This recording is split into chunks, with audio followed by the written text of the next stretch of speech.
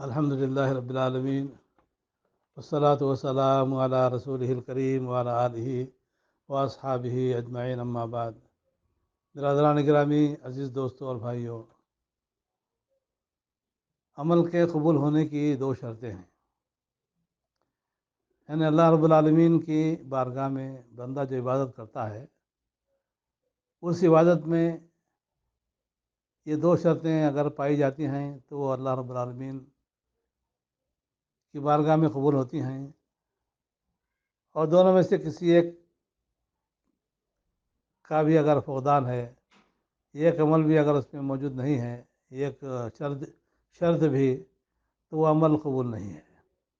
تو ان دونوں شرطوں کا جاننا ضروری ہے۔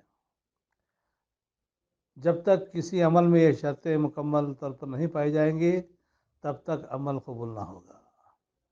پہلی شرط ہے اخلاص نیت، یعنی بندہ صرف اللہ تعالیٰ کی رضا و خوشنودی حاصل کرنے کے لیے عمل کرے اور اسی سے ثواب کی نیت رکھے، ریاکاری، دکھاوا، نمائش سے دور رہے، اور اس عمل میں کوئی دنیاوی غرض بھی نہ ہو۔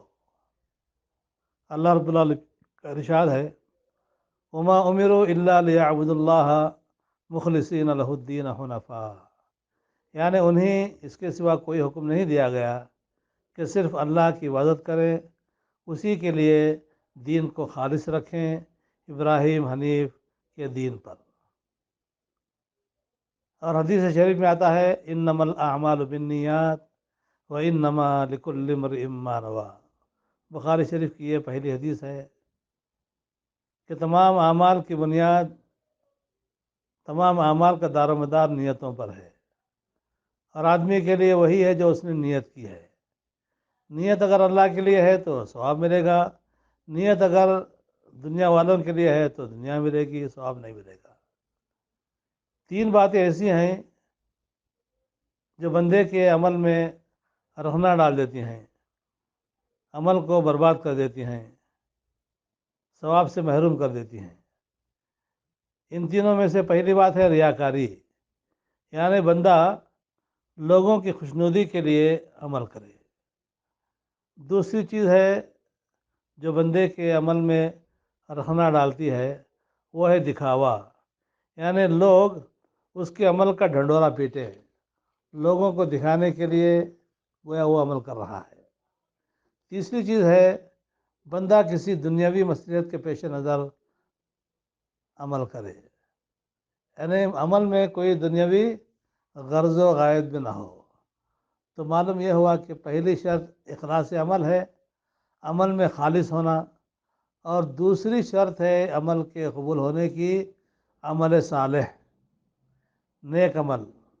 کوئی عمل اس وقت تک صالح نہیں ہوگا جب تک کہ وہ سنت کے موافق نہ ہو، یعنی خلاف سنت عمل غیر مقبول ہے۔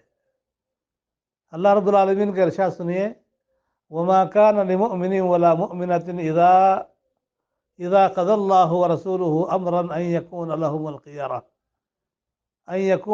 الخيرة من امرهم ومن يعص الله ورسوله فقد ضل ضلالا مبینا۔ یہ سورہ احزاب کی آیت نمبر 36 ہے۔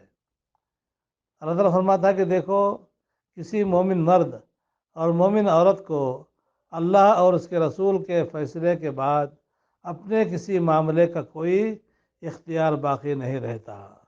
یاد رکھو، اللہ تعالیٰ اور اس کے رسول کی جو بھی نافرمانی کرے وہ صریح گمراہی میں پڑے گا۔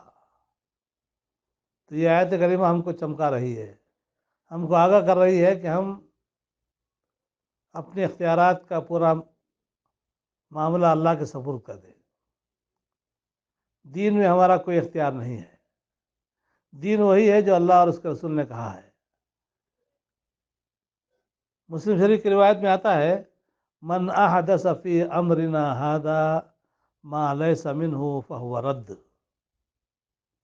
یعنی ہمارے اس دین میں کسی نے کوئی نئی چیز پیدا کر لی جس کا ہم نے حکم نہیں دیا ہے تو وہ مردود ہے۔